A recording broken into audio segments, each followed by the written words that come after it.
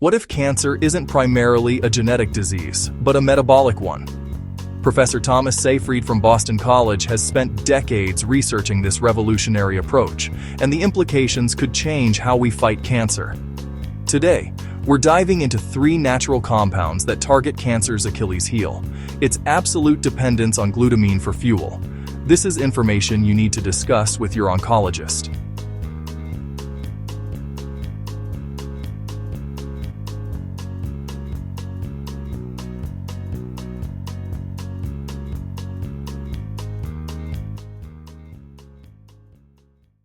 Here's what makes cancer cells different.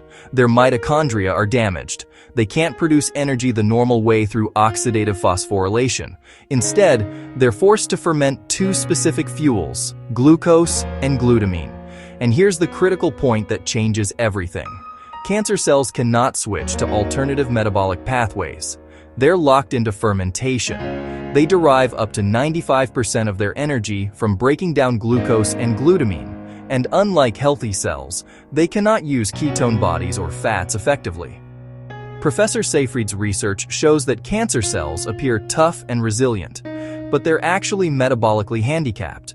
They only survive because our typical diet, and even some cancer treatments, provide abundant glucose and glutamine, the exact fuels they need. This metabolic inflexibility is cancer's fatal weakness. Healthy cells with normal mitochondria are flexible and can adapt to different fuel sources. Cancer cells cannot. So how do we exploit this weakness? 3 natural compounds show promise as glutamine blockers. Number 1, Silibinin from milk. Thistle research shows Silibinin interferes with glutamine metabolism and the tricarboxylic acid cycle in cancer cells. Studies on ovarian and glioblastoma cells demonstrate it suppresses glutamine uptake by reducing SLC1A5, the glutamine transporter that cancer cells depend on. Milk thistle supplements containing Silibinin are widely available at health food stores. They're typically standardized to contain 62.5 to 75 milligrams of silymarin per dose. Number 2, Naringenin.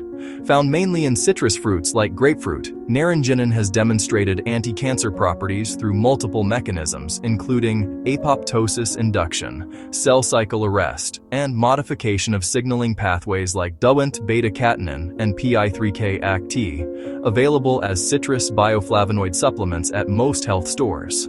Number 3, Genistein. Present in high quantities in soybeans, Genistein is currently being tested in Phase 2 clinical trials for prostate cancer. It shows broad anti-cancer activity and can be found in soy isoflavone supplements.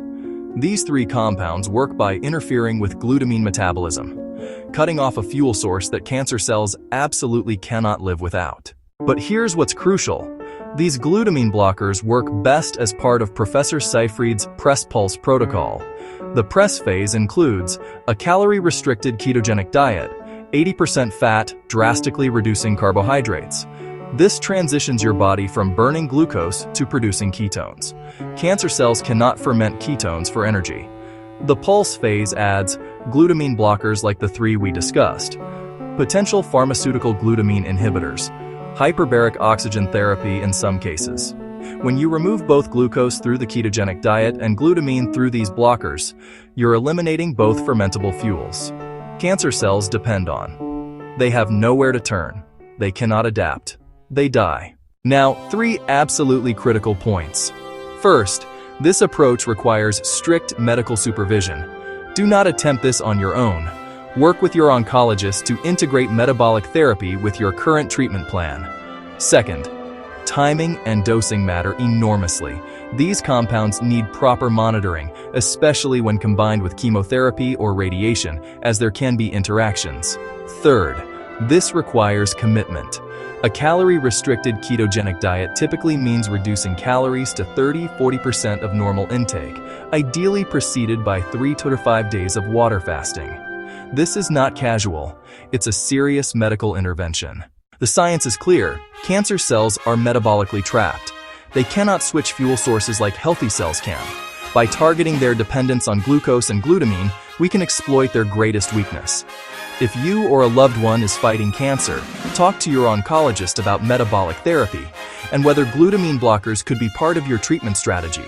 Remember, these supplements are available, but proper implementation requires medical expertise and monitoring.